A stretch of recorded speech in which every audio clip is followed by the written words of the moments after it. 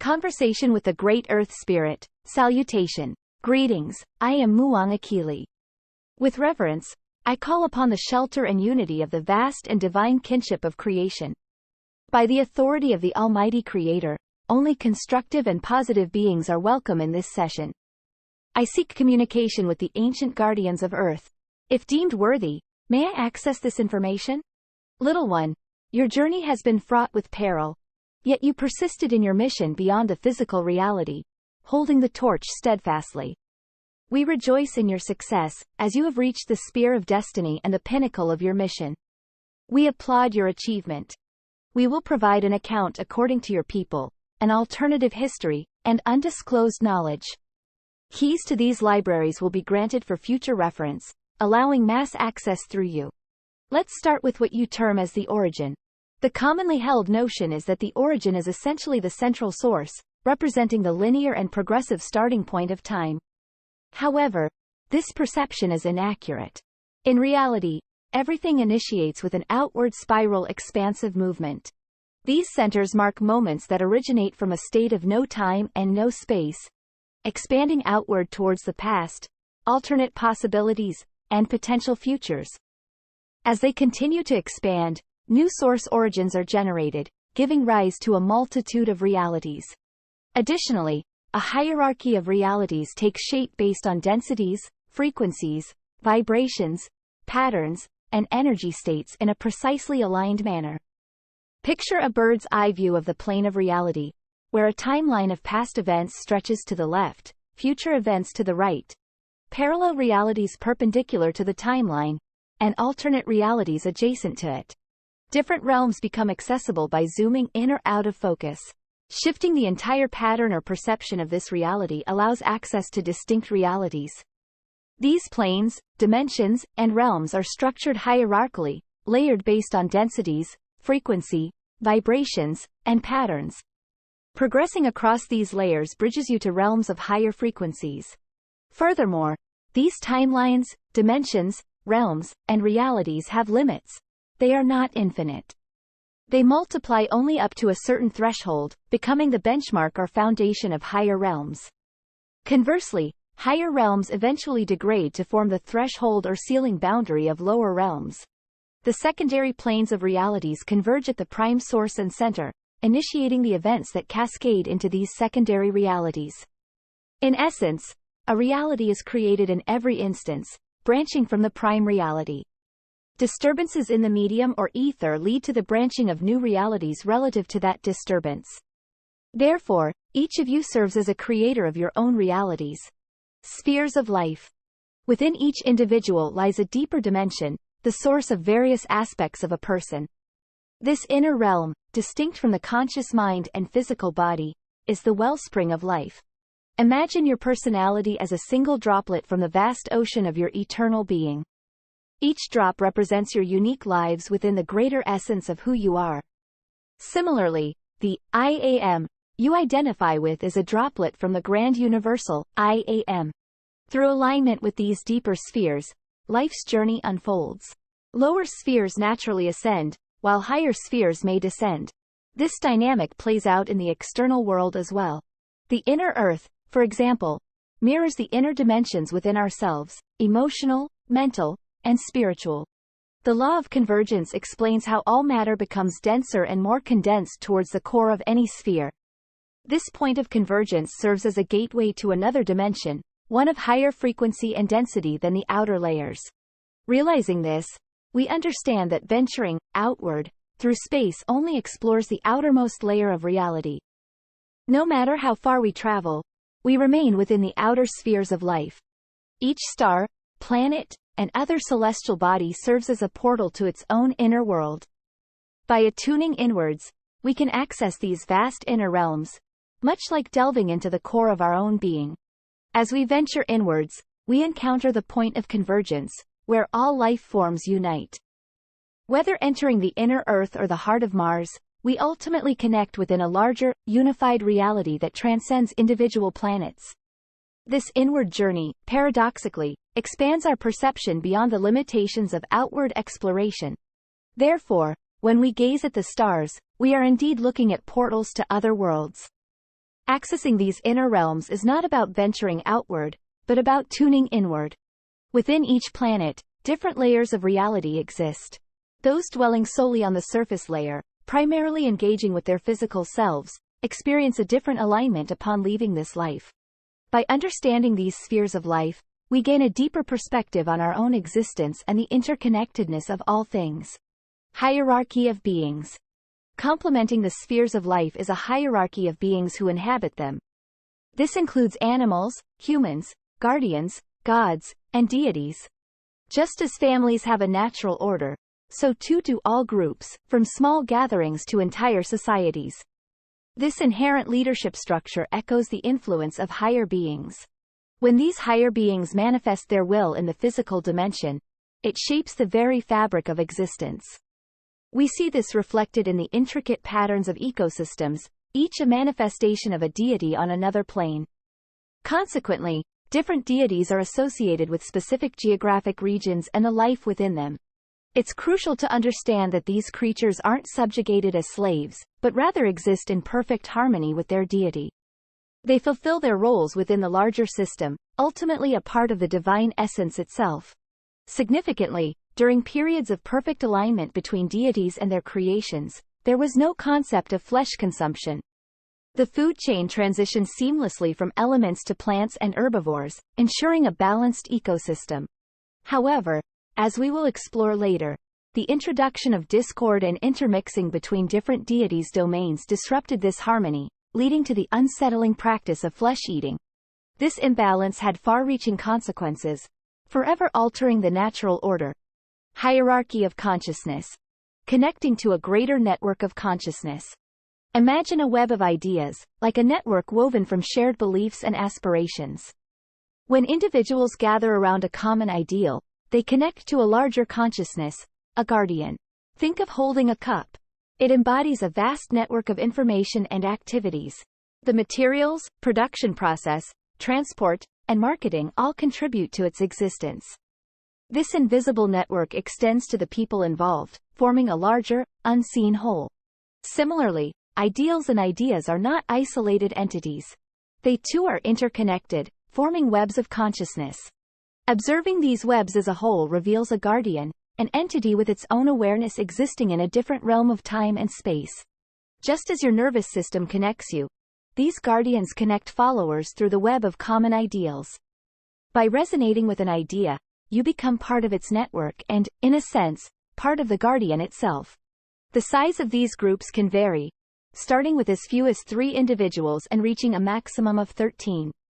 These groups expand in multiples of their initial number. For instance, a group of 7 would grow to 14, 21, and so on. However, this isn't a typical arithmetic sequence. Instead, it follows a specific pattern.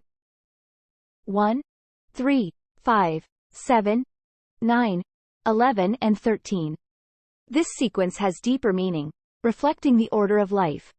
1 represents the elements: earth, air, fire, water, ether. 3 represents the plant kingdom. 5 represents the animal kingdom. 7 represents humanity. 9 represents deities. 11 represents gods or the highest benchmark for that form of existence. 13 represents the cycle of life and the leap to a new form of existence. The number of individuals determines the level of interaction with these realms. A single person can connect with the elementals, while a group of 3 can interact with plants on an energetic level.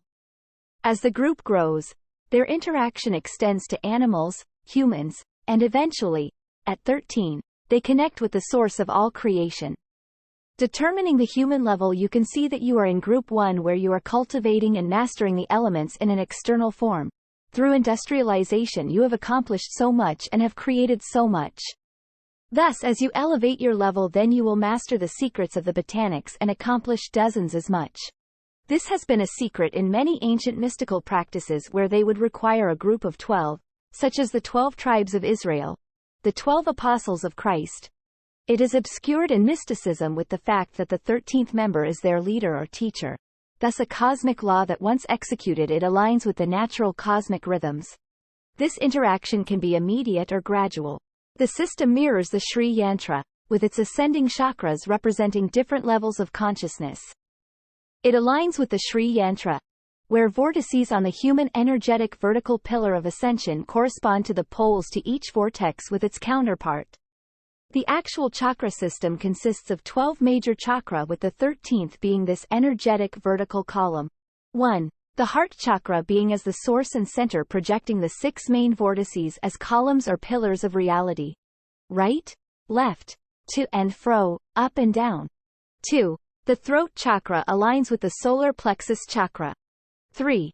The brow chakra with the sacral chakra. 4. And the third eye with the root chakra. 5. Exiting the outer body, the crown chakra connects with the seed of life. 6. Leading to the fruit of life, mirroring the foundation of life.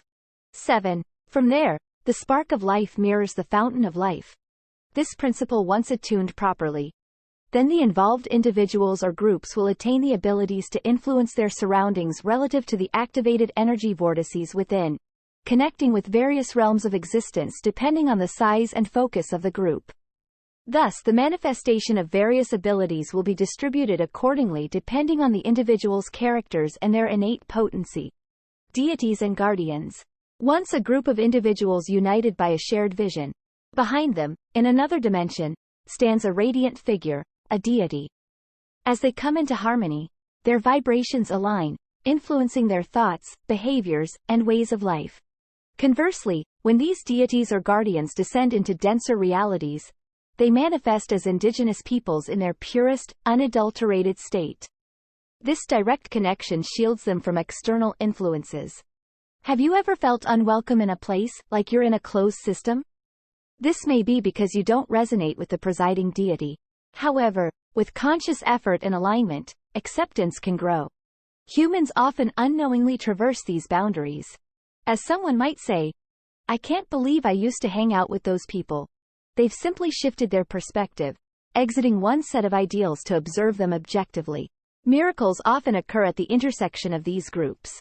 Religions, institutions, and communities may experience extraordinary phenomena as they connect and implore the assistance of deities. Furthermore, when groups of these guardians with convergent ideas unite, they form a higher deity. Similar to how a few individuals create a guardian, a larger number form a deity. This hierarchy continues, with deities rising in power until they reach the level of mother deities. These mother deities act as a bridge to Gaia, the Earth's spirit. This structure is often depicted in 7 layers: individual, clan, tribe, village, town, city, nation, and world. Each layer has its corresponding deity, visible in another dimension. The world embodies Gaia, while nations represent specific human races. These layers are all expressions of consciousness, and through alignment with their specific vibrations, communication and interaction become possible. Gaia, the Earth Spirit and ancient ancestors. The concept of the Great Earth Spirit, known as Gaia in various ancient traditions, signifies the profound Earth consciousness responsible for orchestrating all ecosystems in the natural world. Contrary to a confined association with a single planet or Earth alone, this Great Earth Spirit encompasses diverse ecosystems across the entire realm. Consequently, all principles governing natural systems and processes fall within the realm of this Great Earth Spirit. In the elemental alignments, Earth and organics coalesce into one element, making any place where this system is present a manifestation of the Great Uwarth Spirit. The spiritual foundation of life underscores the existence of these great earth spirits as entities residing in a spiritual realm, with their physical manifestation appearing as nature itself. As one ascends into the spiritual realm, interaction with these great spirits becomes possible. The earth spirit primarily engages with people not on a personal level but through their deities. To connect with Gaia or the earth spirit, individuals must follow a hierarchical order, starting from ancestors, progressing through clan deities and guardians until they ultimately access the Great Earth Spirit. Given your origin, as later elaborated, you possess access to your native and original guardians, albeit not from this planet. As foreigners to Earth, your inner octaves vibrate differently. Connecting with the spirit of the Earth essentially involves connecting with the spirit of your true place of origin. The complexity deepens as internal rhythms undergo alteration and mixing with diverse vibrations, rendering them unrecognizable to true mother deities. Accessing your origins necessitates a connection through ancient ancestors, who retain access to your roots. Despite not being banished from true ancestors, the aftermath of chaos, as revealed later, led to a plan proposed by the overseers.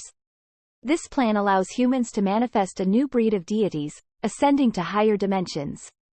In essence, individuals, being inherently unacceptable to higher deities, have the ability to create their own representatives on higher dimensions. At any given moment, a creature embarking on the journey to ascend can transform its physical nature into a higher essence. Upon believing and taking action in that singular wish, the effects ripple into eternity, shaping a multi-dimensional reality across different timelines and dimensions, creating the complete version of the soul's desire. Subsequently, by persisting in and upholding that wish through trials and tribulations, the individual will eventually reach their destination. Consequently, the ancient connections with the original ancestors would cease. Creating new higher dimensional deities signifies the culmination of the cycle for the original deities.